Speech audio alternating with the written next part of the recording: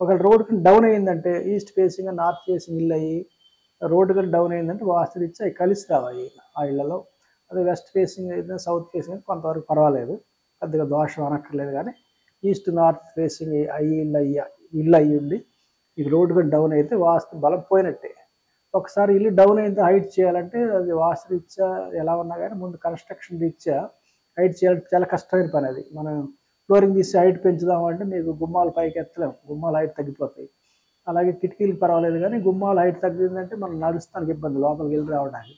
మీరు గుమ్మాలు కూడా లింటల్ కట్ చేసి పైకి చేయాలంటే చాలా కాస్ట్లీ అఫైర్ అది, ఖర్చుతో కూడుకున్న పని, అంత ఈజీ కాదు, చాలా లక్షలు ఖర్చు అవుతాయి.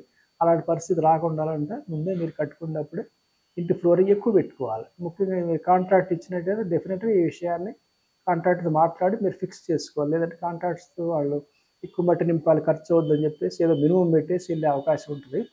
మీరు కాంట్రాక్ట్ ఇచ్చినట్టయితే ఖర్చు ఎక్కువైనా మీరు అవసరం పెట్టుకోవాలి వచ్చినా ముందుగానే హైట్ పెంచుకుంటే మంచిది. ఇది వాస్తులో ముఖ్యమైన విషయం.